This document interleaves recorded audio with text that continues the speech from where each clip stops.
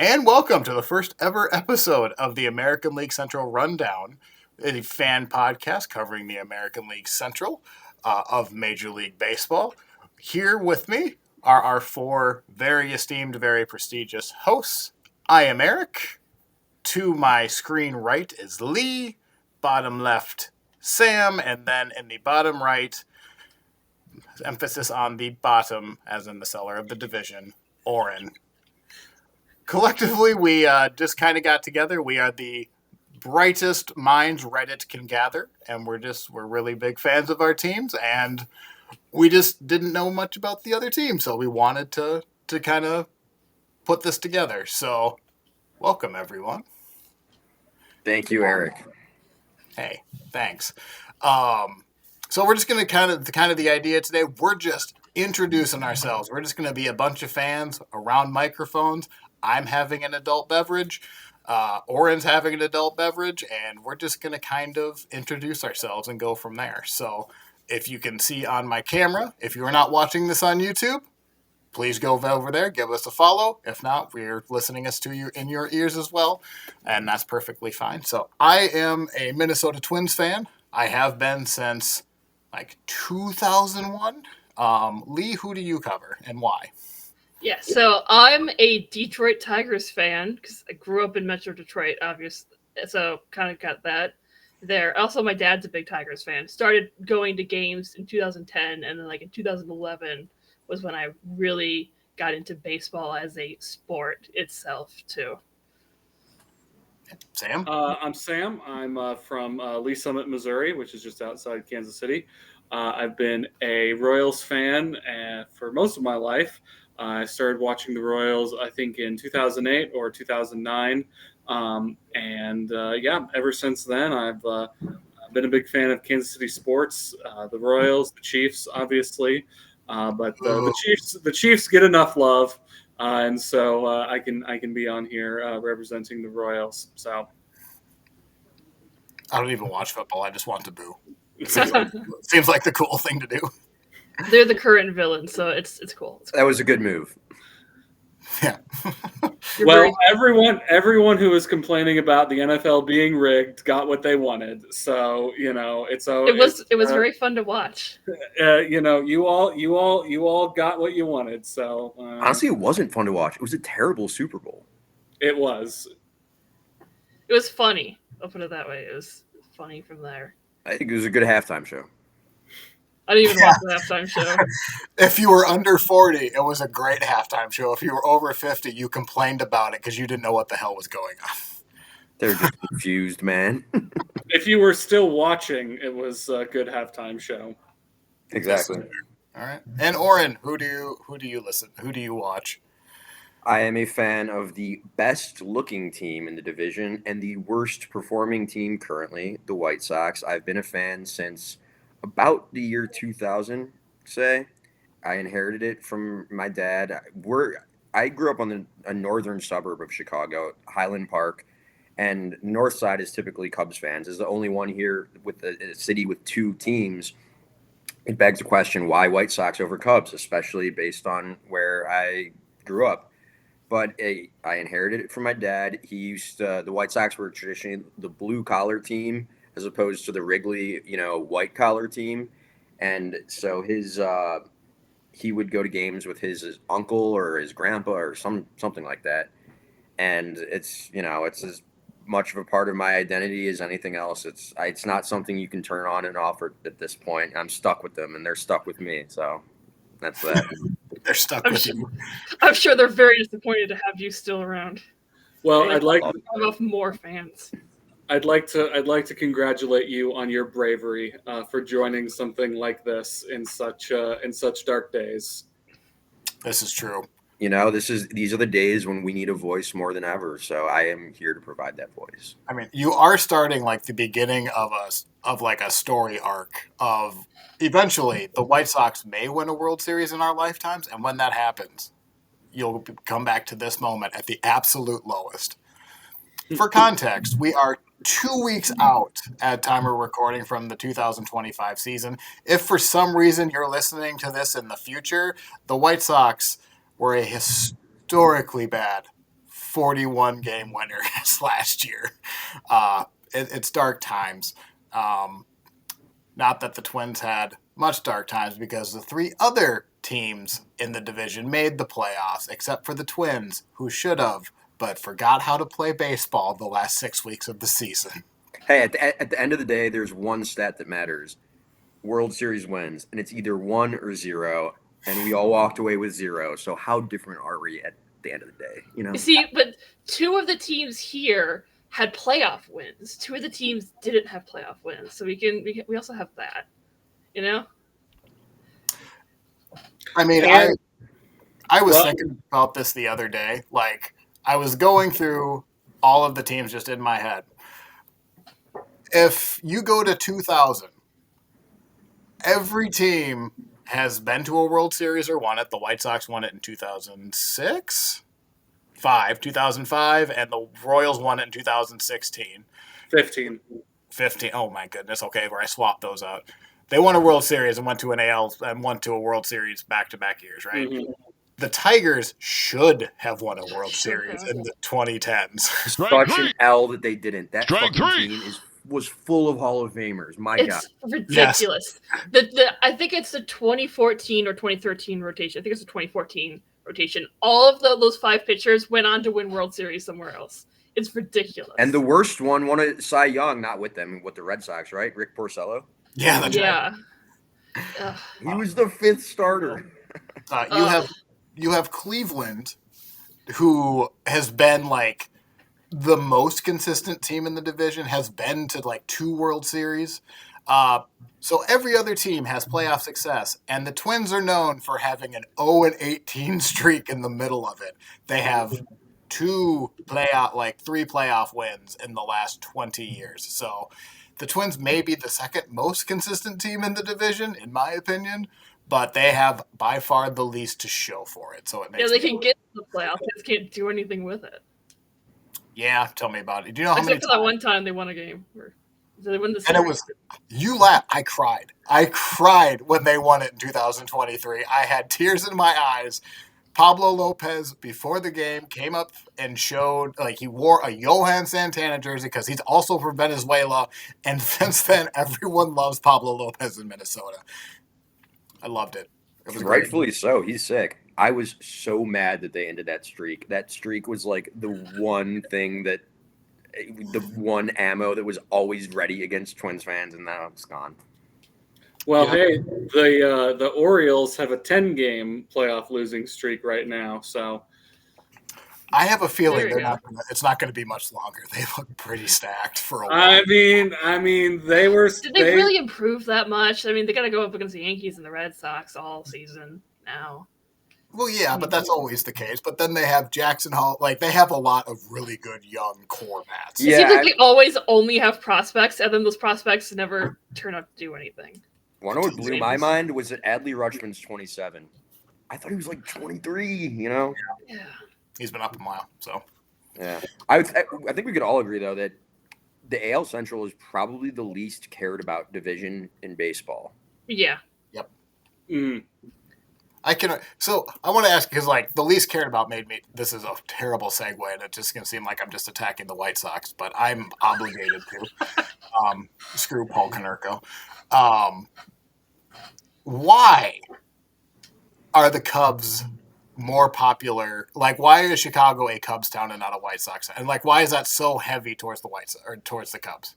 There's an interesting history behind it, and without getting into too many details, it all comes down to the way the wind blows. And Chicago, during the Industrial Revolution, had a lot of factories, produced a lot of smoke, and the wind carried it south. So rich people lived on the north side, poorer people lived on the south side. The Cubs were the rich person's team, and the White Sox were the poor person's team. They were the blue-collar team. Also, Wrigley Field not having night games until like the late 80s meant that in order to go to a game, you had to have a job where you could take off work. If you were a factory worker on an assembly line, you didn't have that luxury. You had to go to White Sox games. And even though things aren't quite that, black and white these days, that's, the historical foundation is there. And it's funny because there's the difference between the White Sox and the Cubs from like not even a baseball, but like a socioeconomic standpoint it's fascinating, and I won't lie. In college, I had one really good essay that I wrote about it that I changed and used for multiple classes because it applied. You just de-emphasize or re-emphasize certain parts of it, and it like I I got like probably 10 A pluses grades or whatever on this one essay that I wrote about the White Sox and Cubs. I don't have it anymore. I wish I did. It would be interesting to read, but it's pretty interesting history. Interesting. I mean, yeah. Yeah, I because mean, both teams are over 100 years old, right? I mean, I know the Cubs are older, but not by much. well, Yeah, not for The nothing. Cubs are I think 1876, and they were originally the White Stockings, and Yep. then whatever happened back then happened, and the Sox started in 1901 with the American League. So they're one of the OG teams. I believe the Tigers are too, right? Yeah. Tigers are really old too. I think they were technically a minor league team, and then they became a major league team. But they were around in like the late 1800s, and they've almost always been the Tigers too. They were like the Wolverines for like a year or two, but then they've pretty much always been the Tigers. Right. The What about Royals. when did the twin? What did the other three teams enter the league? I think Cleveland was also OG, weren't they? Cleveland were the Spiders, and then I think they came. They were in like the mid 40s, I think, because they had Feller was their first pitcher that came out. I haven't remembered this. Also, if you're listening, we are currently down a Cleveland person to cover. We are finding someone. I actually think we might have someone in the next episode or two, but we really were just excited to start this, and the season is coming, regardless if we're ready or not, and we wanted to do this. So, Cleveland, if you're listening to this and you feel like, what the hell, we're also part of this, you are. You'll be represented soon. But, so yeah, if I remember right, I think Cleveland was like in the mid 30s, but they also had a lot of Negro League teams, like Yeah, they had the Naps too, named after I Lajoie. don't know how to pronounce it. Nap Lajoie, Lajoie. Lajoie. Yeah, Yep. I mean, if you get them to name a team after you, that's pretty sick. Don't look into Cleveland this, does that a lot. Aren't the Browns named after some guy? coach. Like, I yeah. hope so. Why else would they choose that name? Terrible This is- branding, still is and always You was. say that when Cleveland was the Indians before, so I mean, it's This is true. not the craziest Which thing. I still slip up once in a while. Like I've gotten a lot better with the Guardians, but I have said Cleveland Indians like on accident. Where did the Royals come from, Sam? The Royals were established in the year of our Lord, 1969, which Nice. is the nicest year, of course. Yes. And there were a handful of major league teams in Kansas City over the years. A handful of baseball teams, not necessarily major league teams, but there were a handful of professional baseball teams in Kansas City over the years prior to that. Obviously, there were the Kansas City Monarchs of the Negro Leagues. There were the Kansas City Cowboys. There were a bunch of different Kansas City baseball teams until the Kansas City A's came to town, and they were in town for a little while. And then they left in the mid 1960s, and then 1969 the Royals got the expansion team. So, yeah. Yeah. The Twins, for anyone cares, they were the Washington Senators for a while. So like technically their lineage goes back to like Walter Johnson and all of those losing teams.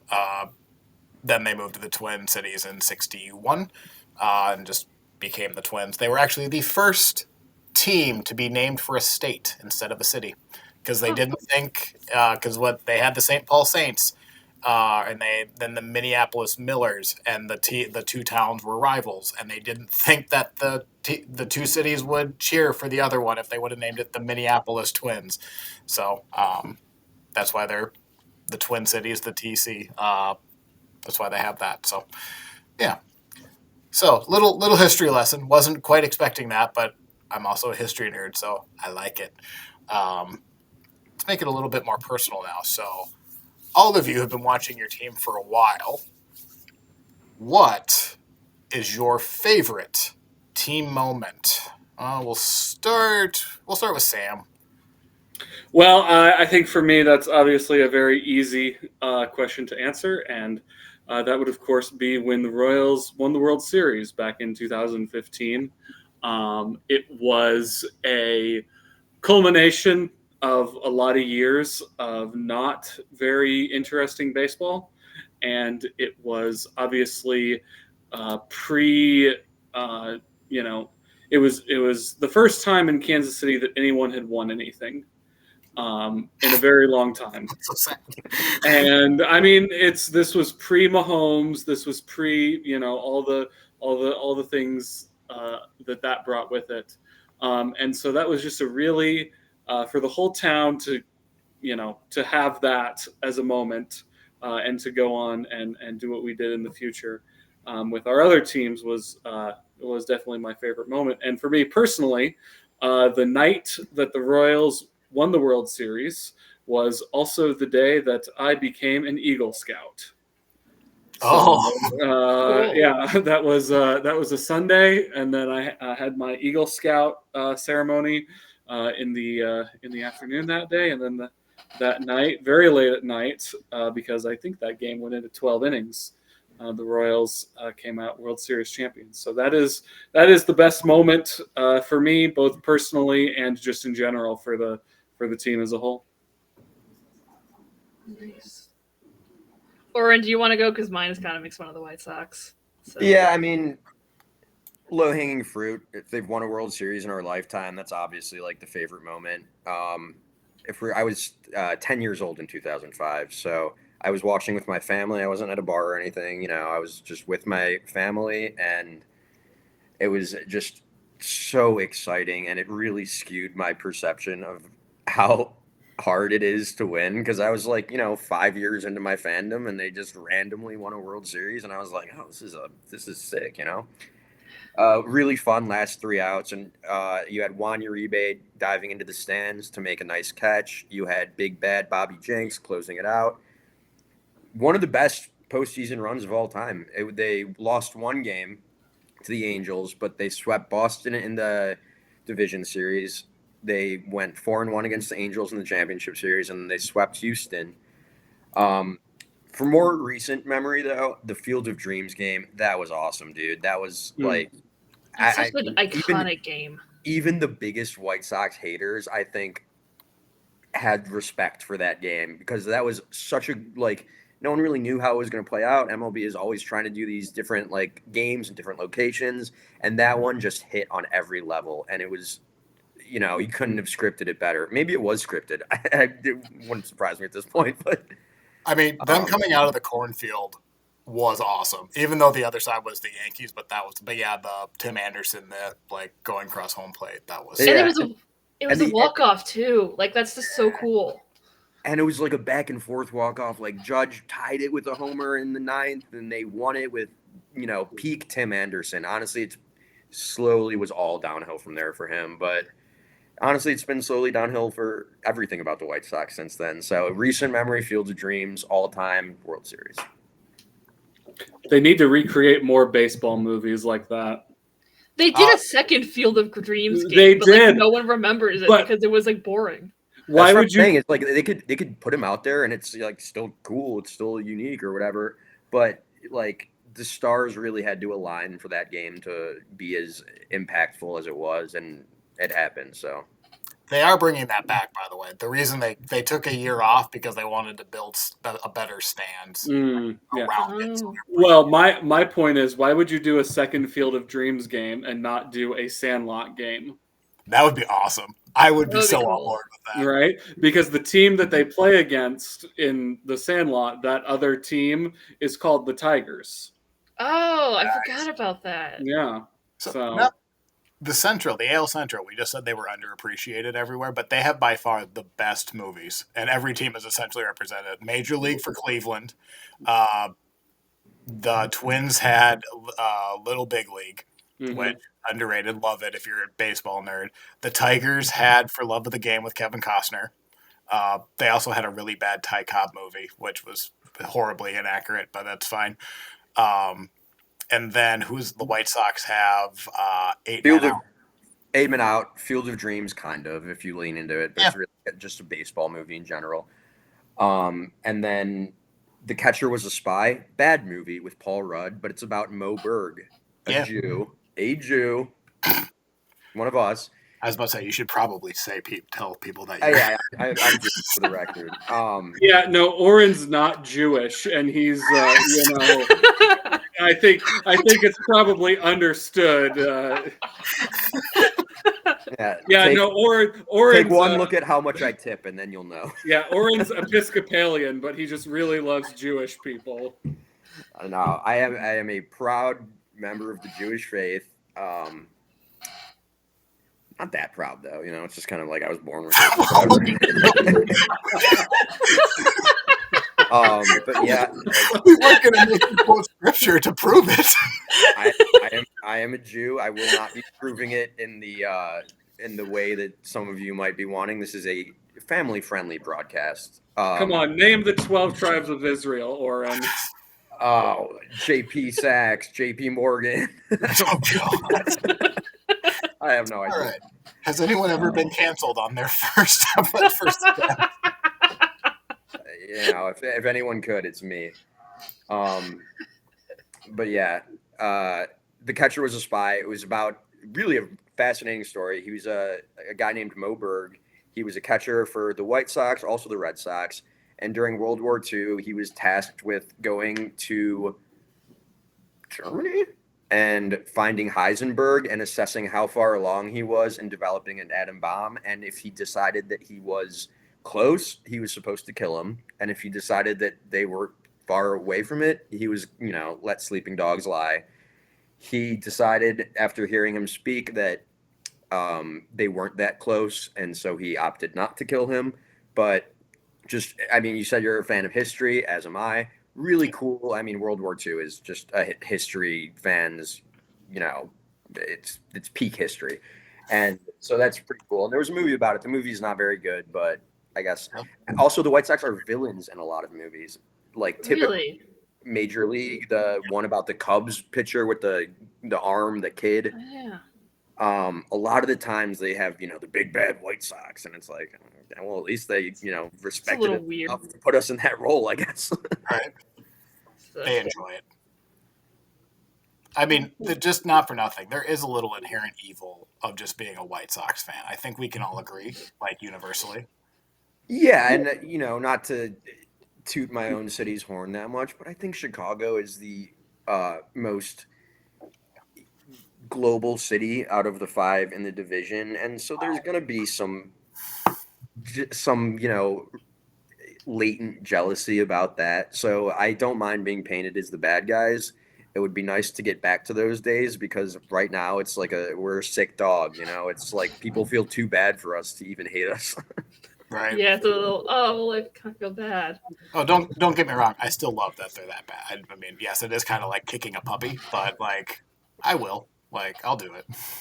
As you should. We don't need to sugarcoat how we feel about the other teams here. We're supposed to be rivals. I have unadulterated hatred for Cleveland, so I hate the Guardians. I hate so much.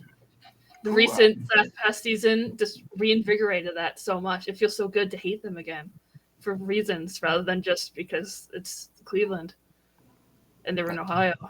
So, does anyone hate the Royals? I was thinking about this the other day. Nope. Yeah, No. really. Least hated team by far in the Central. Well, my least hated team is the White Sox, because my aunt's a really big White Sox fan, so I've been to more White Sox games than any other team besides the Tigers. So I kind of got Stockholmed into kind of liking them, but at least not hating them too much. We'll take it. Yeah, we'll take and it. the team that the Royals hate is the Cardinals. No, that makes sense. It's like I don't really have that strong of feelings toward any of the other teams in the Central, because my feelings of hatred go toward the St. Louis Cardinals. Mm-hmm. Because I had to grow up with a bunch of kids who were St. Louis Cardinals fans when they were in the World Series in 2011, and then 4 years later miraculously became Royals fans, which is the most annoying thing of all time. Funny how that works. Yeah, funny how that works. Honestly, I think the White Sox fans as a whole, I don't hate the Cubs, but I think they, in general, they hate the Cubs more than any other team in the division. In the division, easily the Twins. They're always just for us, because like we both grew up in like we started watching baseball. Oren and I did when they were in the 2000s, and that was those were the two big teams for a while. They were always neck and neck. Yeah. Yeah, for the Tigers, I think the most hated rival is probably always going to be the Guardians because of the Michigan Ohio rivalry thing. So just hate on Ohio in general. It's easy to do, and that's actually worse. Lee, do you have a favorite team moment? Have you covered? Yeah. So this is a perhaps recency bias, but I was actually at the game where the Tigers clinched the playoffs past season. So I was also the White Sox 121st loss, which was fun. But me and my dad had gotten the tickets like 2 weeks beforehand. This was when the Tigers still had like a 4% chance to actually make the playoffs. And I was like, well, they're playing really good and it's fun. 2 weeks from now, they're going to be out of it. But the tickets are really cheap, so let's just get them. And then just closer and closer, it looked like, they're actually still winning. Oh, look, they might actually get there. Oh, they are going to get there. And so I was at the game where they clinched, and it was the first time I've been to a game where the stadium was completely packed. It was standing room only. It was so much fun. Everyone was just on their feet pretty much anytime anything was happening. In the 8th inning, the Comerica will play Journey's Don't Stop Believing. That was probably one of the best moments I've had, just in a stadium with 44,000 other people singing to Don't Stop Believing, and they cut the audio when they do the South Detroit. It was amazing. And because of Perez and Meadows, they bumped into each other to catch the final out, of course. But it was just this moment, it's the pause, kind of where we could tell if they really caught it, but then we see the rest of the team like spilling out of the dugout onto the field. It was just amazing because the season was dead 2 months ago, and now they made the playoffs for the first time in a decade. It was really awesome. Yeah, you suck. Thank you, Twins. Couldn't have done it without you. Hey, someone had to make it after the Twins fell. Yeah. I mean, the Tigers just got better and better all season long up until like throughout the whole thing. So it was kind of a strange trajectory to get to the playoffs. As you said, like early on in the season, everyone wrote them off. But yeah, I mean, there's a little bit in like up until like mid of May, where it's like, all right, they were like 500 for a bit, and then I think towards the beginning of May they like went below, and then June was just awful, and they got hot like right before the All-Star break, but then right after that it went back to not doing good. So I mean, yeah, it was. There was a couple months of this summer was like, yep, this is another failed rebuild season, but then it just started going up slowly but steadily. It was in the span of like 4 weeks. I went from now they're going to start playing well to they might actually make it. There's a tiny chance, probably not. To okay, they can actually do this. To they are going to do it. It was pretty incredible. Yeah, I mean, not for nothing. Like, this is a kind of a good season to actually start this because that was kind of the story of the Central last year. Like, the Royals spent money last offseason in 2024, and I'll be like, I don't think they saw the signings and they gave money to who was the first baseman? Michael Wacha as a pitcher, and then Hunter Renfroe. Is that who the other guy was? Last year, yeah, they signed Hunter Renfroe and Michael Wacha at the same time for both relatively cheap deals. Yeah, and everyone in the collective was like, "Hey, that's great. The Royals are spending money, but like, what are they going to get out of it?" And they completely exceeded everyone's expectations. And Bobby Witt went outworldly. Yeah, and I think for them, it's kind of the thing of you have to have, and I think this is the case for a lot of the teams in the Central, is you have a moment where you kind of have to thread the needle as far as you have a collection of homegrown talent and guys who you can bring in to, because you're not going to compete every year just naturally by the way that baseball works. And so I think the Royals are definitely in that moment where they are very, maybe not very aggressively, because I would have liked to see them bring someone else in this offseason. But, I think all four of the teams, other than the White Sox, are in a moment where they are competitive and are able to sort of have that that right moment where they can thread that needle and be successful. Yeah, I mean, None of the Central teams are historically big spenders. I think Detroit has to be the biggest of them all, but they're all pretty cheap. It depends on where, like, because like I remember back in like the Miguel Cabrera Verlander, like Detroit there was will a spend few money. years they spent a lot of money for like 2011, 2012, 2013 ish. Right. But I don't know about before that because I was too busy not being born to really know too much of that. But Their biggest contract has to be Miggy, right? I think historically, yeah. What's That was a huge what's the contract. Royals' biggest contract? I'm gonna guess that the Royals' biggest contract is probably the one they just signed Bobby to. Oh yeah. What was it? I don't remember. It was over 300 million, but he can opt out. It was, yeah. Bobby signed a 7-year, $148 million contract, and then there are opt-outs in the later years of the contract. But I think Alex Gordon's, before that, the biggest contract was Alex Gordon, 4 years, $72 million. Yeah. So, speaking of, do you think he should have been sent home? I'm sorry. Alex Gordon against the Giants. What was it? 2014, right? Yeah, it was 2014. I do think he should have been waived home merely for the fact of that would have been so amazing to see that either succeed or fail as like the culminating moment of a World Series. But yeah, no, he should have rounded that bag and come home no matter what the outcome was. But ironically enough, that's what Eric Hosmer did the very next season, and that worked out. So thank God it did, or else that would haunt you forever. Yeah. And it would also be great because that's the only thing we would ever hear the Mets talk about is that if they had won that World Series in 2015. It's always fun to watch the Mets be the Mets. You know, we're American League Central fans, so we don't really have to hate the Mets like Philly fans or Brave fans or whatever. But I mean, they always find a way to fumble the bag. I like the little Mets. It's fun. See, the Mets are fun because I like laughing at them when they do something silly, but it's also fun when they actually do something good. Yeah, and especially for them to lose to the ultimate little guy in the Royals as they did.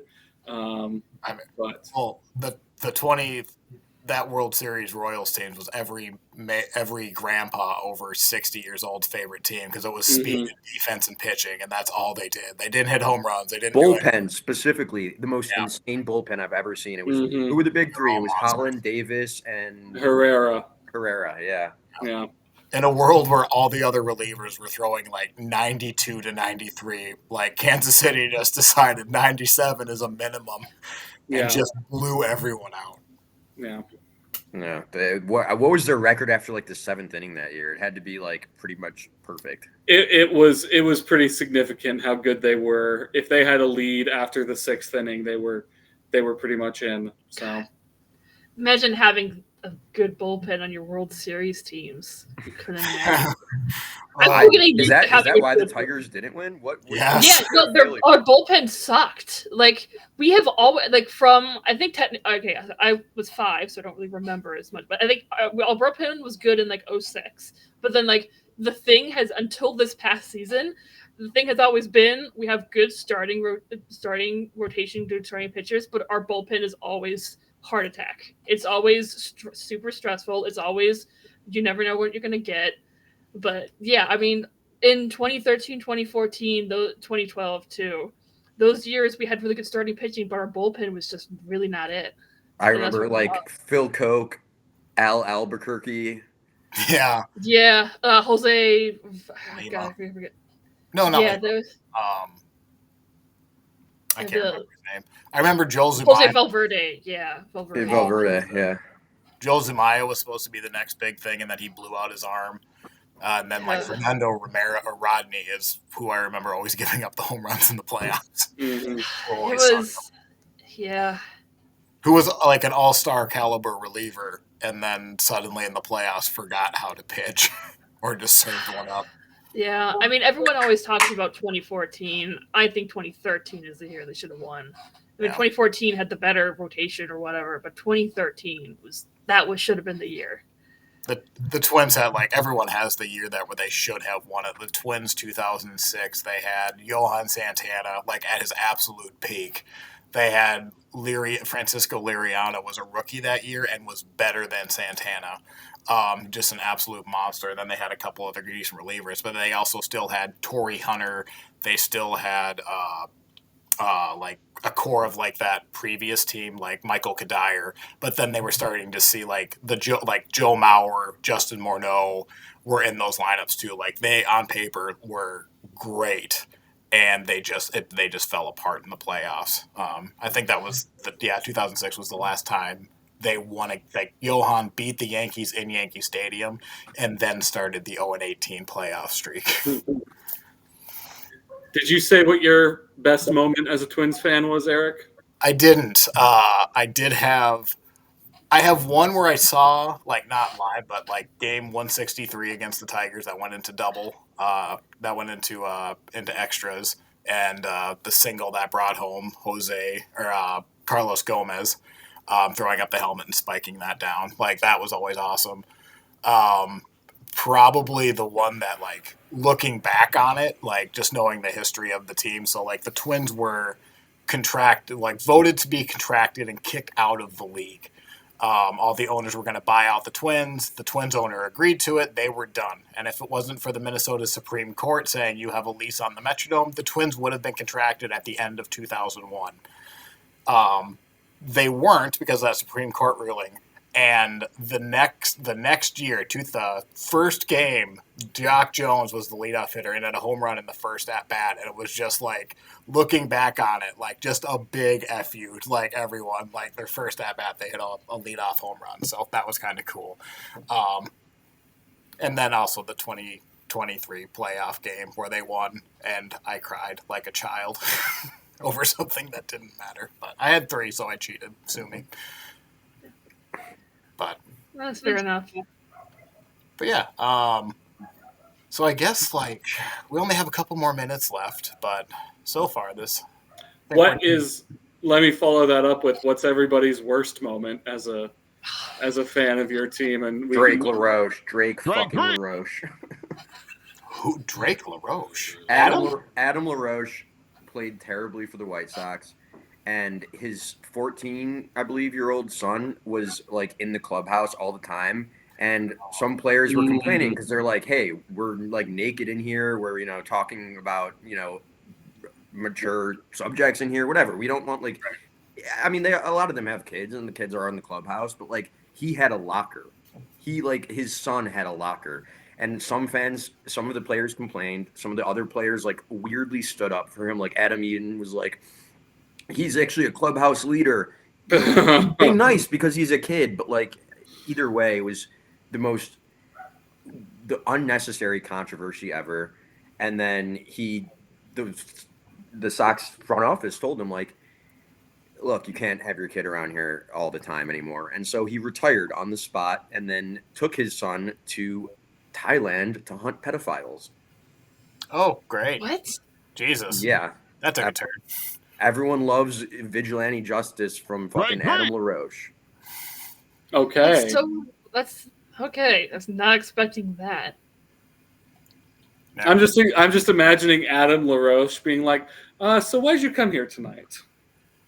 Oh, God. Yeah. I mean, look, I'm with you on the cause, but what are you gonna? You're just vigilante outside of the law. You're gonna go hunt them down. Good luck, Okay. All right. Sam, what's your worst? Worst moment is pretty easy, and I don't mean to bring the mood down, but the worst moment as a Royals fan was when Yordano Ventura died. Yeah. That was very much the kind of We didn't know at the time, but that was kind of the end of that era of Royals baseball. And for the most part, none of those players who the Royals had were ever the same after that, and the team was not great that year and fell back into obscurity after that happened. So I think for me, pretty easy death of Yordano Ventura. Yeah. And just for context, Ventura was like a young, like 24-year-old flame throwing starting pitcher who was like he might have been a little older than that, but yeah.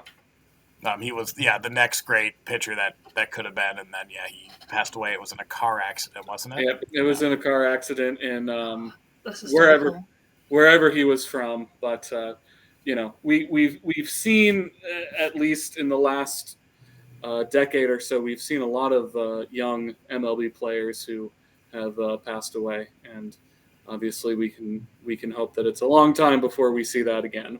Yeah. All right, Lee. But the Red Sox need to pay for their crimes. 2013, bottom of the eighth, ALCS Game 2, David Ortiz hits a game-tying grand slam to tie the game up. They go on to win that game, and they win the series 4-2, ending the Tigers' 2013 playoff run. That was really the end of an era. I mean, in retrospect, it's so much worse. Like, at the time, it was awful and it sucked, and I still don't really like David Ortiz just for that moment because I can never forgive him for that moment. But I mean, that was in 2013 was the last time the Tigers won a playoff series. I mean, it was just really the beginning of the end right there. And so it actually was so much worse. But I hate the Red Sox. That was the year the Tigers should have won it. That was that image of Torrey Hunter with his legs over the outfield wall, and the policeman went, yeah. And Torrey Hunter also got a concussion and sprained his ankle or something. So that was I hate it. Iconic.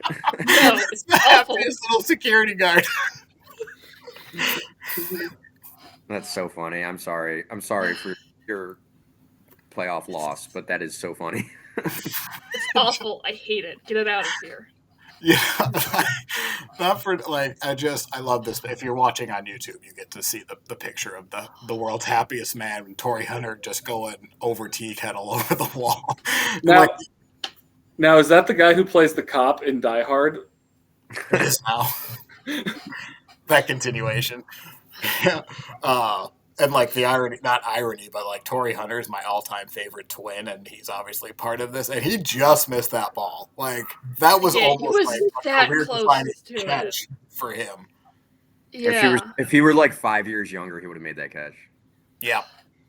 It's just awful. I mean, that's not even Tigers go on to lose that game. That wasn't even the game-winning grand slam. It was to tie the game. The Tigers won one more game in that series. But that was just the beginning of the 10-year rebuild. Really, I mean, it really didn't start until 2016 because they made the playoffs. They made the playoffs. They didn't win in the playoffs after that. But that was the year they should have won it, and so it's so bad. I hate the Red Sox so much. I don't like them. They need to pay for their crimes.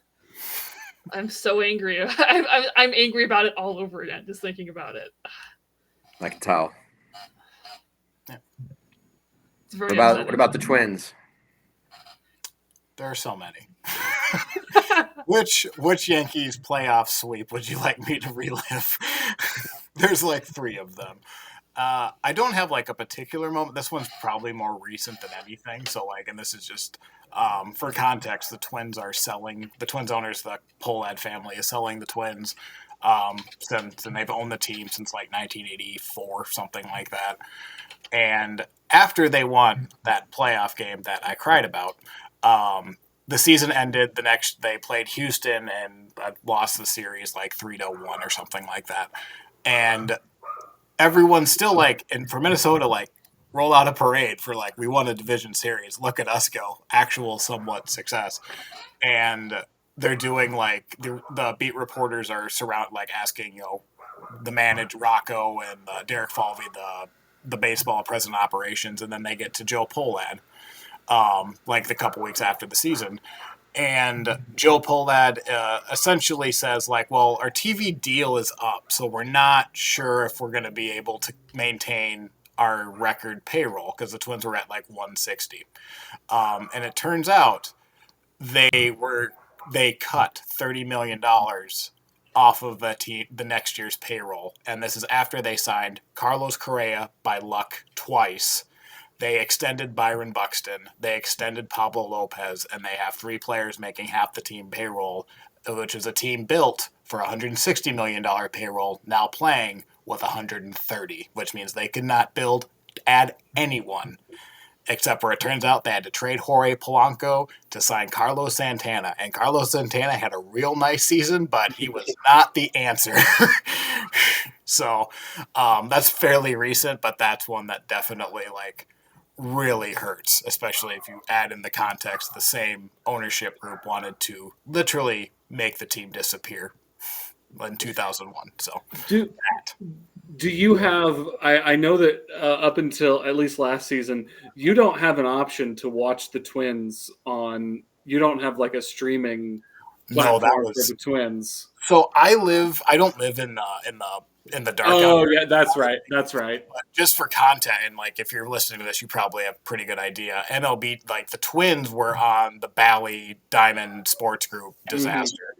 And so the Twins ended up getting a 1-year contract with Bally. They originally had the option, like their contract ended, and they had the option to then just be free agents. Well, it turns out the entire regional sports network bubble is absolutely collapsing. And the Twins, who were testified against Diamond Sports Group in court, said that they were going to do their own streaming option, like what the Diamondbacks and what the Padres were doing. At the last minute, they get a deal done with Bally for what they assume was somehow they think like $30 to $40 million and still didn't add it to the payroll. Fine. Still not mad about it. But then a month into the season, Comcast and Bally had a contract dispute, and the Twins were taken off of the air for Comcast. Mm-hmm. Yeah. So you like teams that were in MLB TV, if you're in the area, you couldn't watch them. Half of the team people with Dish couldn't watch them. It was an absolute disaster. But when they could watch them, the Twins started the season 7-14. And then for the next 3 months for that 3-month span, had the best record in baseball. And that was when they were off TV. And when did the contract dispute end? The time they started to collapse and the Tigers got into the playoffs. Mm-hmm. It lasted 3 months? Yeah, they were real good up until August. They were 20 games. They were 20 games above 500. Did you just stream like the other broadcasts for those? No, the Twins had the broadcast. They were still on like DirecTV. They were still like Bally still existed. It just didn't happen for a large portion of the Twins fan base. Yeah, I see. Well, now Bally's FanDuel Sports Network now. So yeah, they've got that sweet gambling money. No. Yeah, that's another subject for another show. As much as we would love to get in that, I think we've actually ran out of time. So thank you all for you that listened or watched us on YouTube.